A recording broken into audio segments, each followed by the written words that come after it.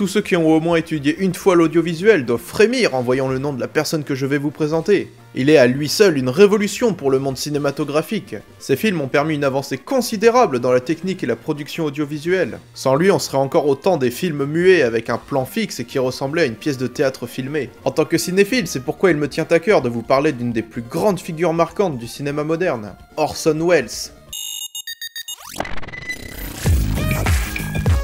Salut les jeunes, je suis Tillinghast, et aujourd'hui on part en tournage avec l'homme qui a révolutionné Hollywood. Orson Welles naquit le 6 mai 1915 à Kenosha dans le Wisconsin, et mourut le 10 octobre 1985 à Hollywood. Il n'est pas qu'un simple réalisateur et acteur, mais aussi un scénariste-producteur, metteur en scène de théâtre, et même illusionniste à ses heures perdues. Ouais, il a un sacré CV le bougre. La légende veut qu'à 3 ans il joue déjà du piano, et qu'à 7 ans il met en scène des pièces de Shakespeare. C'était un enfant prodige. À seulement 15 ans, il décide d'aller en Irlande et est enrôlé dans le Gate Theatre de Dublin en tant qu'acteur, et il jouera dans une vingtaine de pièces. Il revient à New York en 1934 et tourne son premier film, le court-métrage muet The Earth of Age.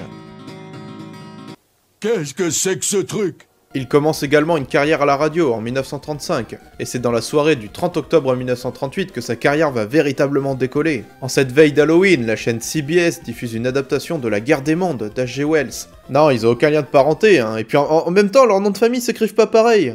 On s'en branle. Ce livre publié en 1898 raconte l'invasion de la Terre par des Martiens, et il fait partie de mes livres préférés d'ailleurs. Du fait de sa mise en onde très réaliste, et de Wells se faisant passer pour un présentateur interrompant le programme, la légende voudrait que la diffusion aurait effrayé une partie de la côte est des États-Unis par son réalisme. Panique! Panique! La panique! La panique! C'est cette émission qui rend Wells célèbre et qui lui ouvre les portes d'Hollywood. En 1940, il produit le pilier cinématographique qu'est Citizen Kane. Ce film raconte l'enquête d'un journaliste qui doit percer le secret des derniers mots du magnat de la presse, Charles Foster Kane. Le film est un immense succès de par sa technique, alors révolutionnaire pour son temps, comme avec l'utilisation de fondus, d'une voix off, de flashbacks.